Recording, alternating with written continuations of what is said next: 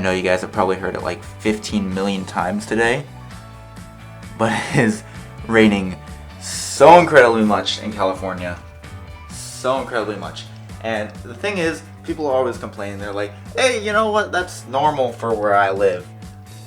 Well, it's not normal for here, and because that we have so like little rain, it just demolishes everything when it actually happens. So our like entire yard is like torn up, and everything at my school is just mud, no grass, all the grass is gone. It's so bad. But it looks like our final part has arrived. This is the graphics card, the 680. I think it's Vamery 680. And I guess I'll go ahead and open it up. Tell me that I'm the one you choose.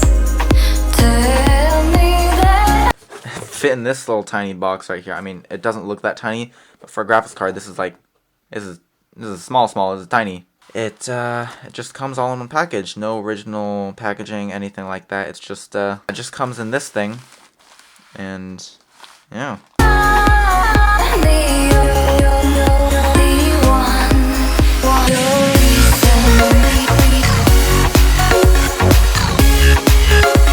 Most importantly, it comes with the install CD for the drivers. Hey, it's one of the most important things. I'm kidding, of course. Like, you can tell how old this graphics card is. It shows a Windows XP window. Like, that is encouraging if I've ever seen anything else. Look, it's in Chinese. It came from China.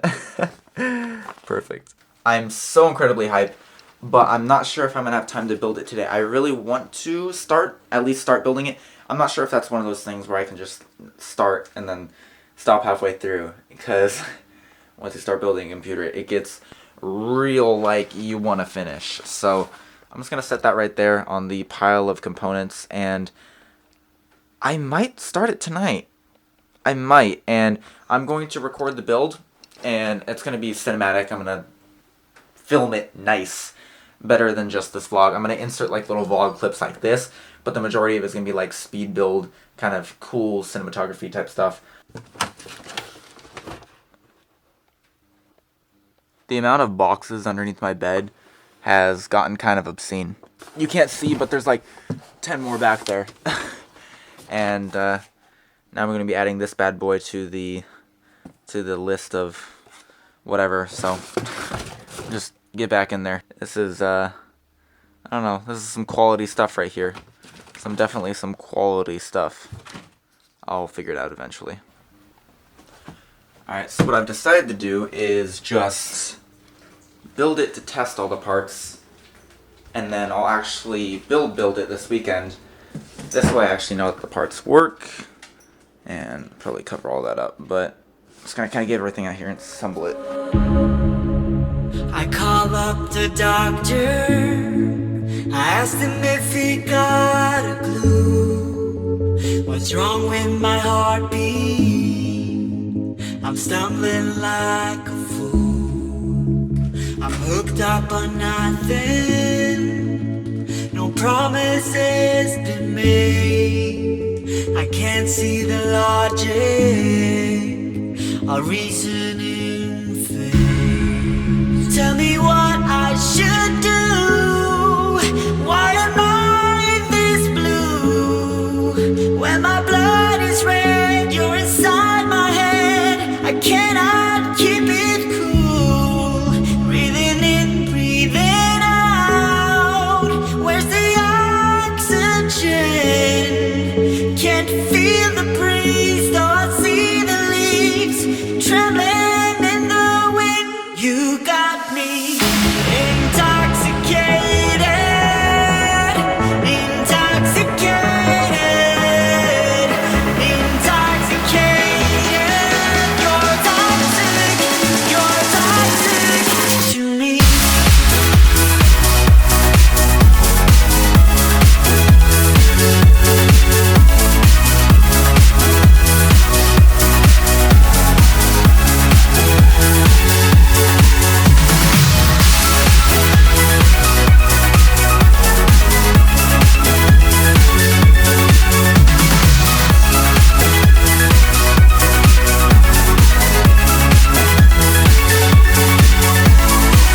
Alright, well that is the CPU, RAM, and, well, motherboard, coolers all done. And all I have to do left is put in the graphics card so I can test this thing. An afterthought being, I'm going to have to move this thing to my monitor anyways.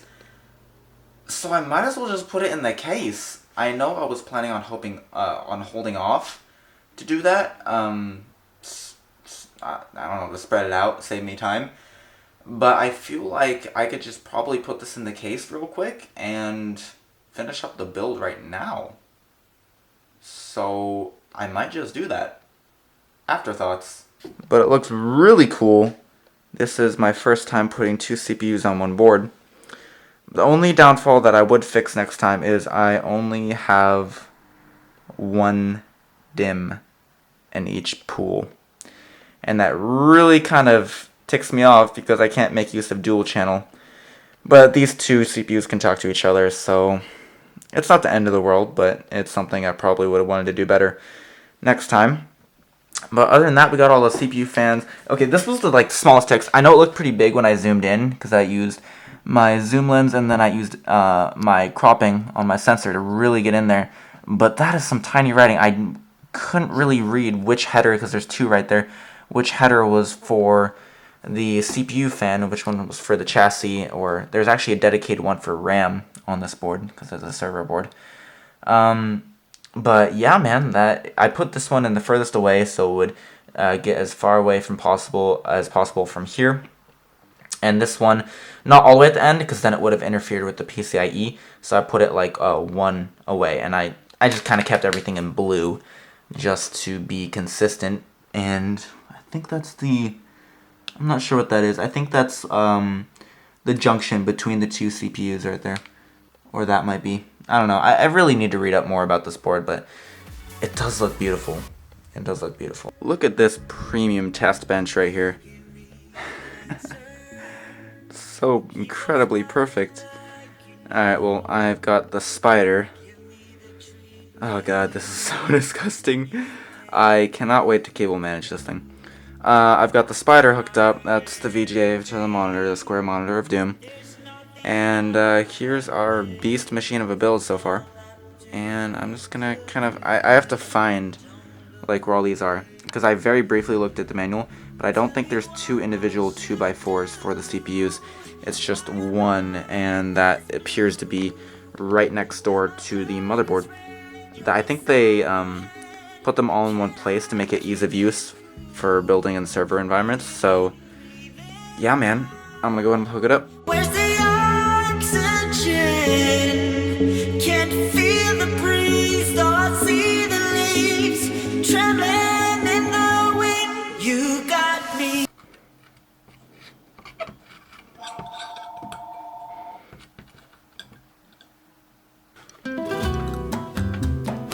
I knew this would happen sooner or later. So we have a problem. The graphics card that I picked, it's not compatible with the PCI lane that's on this motherboard. Not a successful build without its share of problems. I've taken a look at the slot here, and it seems to be an odd one. If any of you guys know what this is, tell me. It's not a PCIe because it doesn't have the short stop up here, but it's got 2 almost equal sized stops and then a short one over on this end. I think this one is a tad bit shorter than this one, just by 1 or 2 little knobs. I don't know if I can zoom in on that.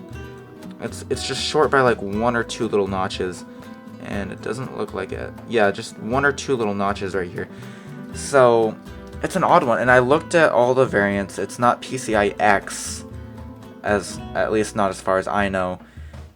This is the S5520UR by Intel, and I've looked at the manual. It doesn't really talk about it that much, so I don't know, I'm gonna have to do some research. I'm pretty bummed out because this graphics card was one of the good deals, and I have to look up return policy. I'm not sure if it's the one that didn't accept returns. So, problems. Good problems. I'm learning. But I'm also wasting money if I can't return this, so yeah, man, I'm just going to test it without. Plan A. So we're going to give her a spin. So for those of you who don't know how to start a system without a case on it, basically what you have to do is make sure that your power supply is on, you have it plugged in. The motherboard is being powered, but you do have a light right there. And then to go ahead and start this thing, you just have to short out your jumper cable buttons. So I'm going to go ahead and set up this camera so I can focus on this. You find your front panel connector, and you look on your manual to see which ones are the power button, which 2 pins are the power button, and then you connect those 2 with any piece of metal, making sure that your hand is insulated so you don't, charge yourself. And there we go. It's in low power mode, and does the screen turn on? That's the question. That is high fan mode. Still no display. Alright, well there we go. The fans are really loud, but I'm sure you can dial those down in the BIOS. But here we are. It did post. Never really seen a post screen like it, but hey, we're in the shell command line. See if we can get into the BIOS. I seem to have everything set up properly. I just need to kind of figure everything out in the BIOS because it's a tad bit different from consumer grade stuff. I'm just glad that everything works. That is what I'm happy about. I mean, it makes for some really efficient carrying if you just pick it up from either end of here and just pick it up and go with it. I mean, heck. Who needs a case when you can just pick up your server and move it like a man? Still bummed out about this guy. But we'll figure out what to do with them. All cleaned up. So believe it or not, that build right there was actually my first my first Intel build. All of my other builds, for me at least, have been AMD. And I've built tons of computers with Intel parts for friends and stuff, but that is my personal first Intel build. So I'll finally get to see firsthand whether or not the AMD Intel battle is something worth being contested. I don't play into all that. I think if you have a computer and it works, great.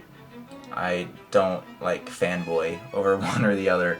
I do have an AMD 8-core build right now, but like, I'm not like elitist about it. So anyways, I guess for a fun fact, my first Intel build was a dual CPU build, which is kind of freaking cool. But with all that said, I do have some other work to get to, but that was fun. That was fun. It took a little bit longer than I expected. It took about 3 hours, but it was good. No problems, except for the graphics card. But I don't really consider that a problem, or if it's just a misorder. But yeah.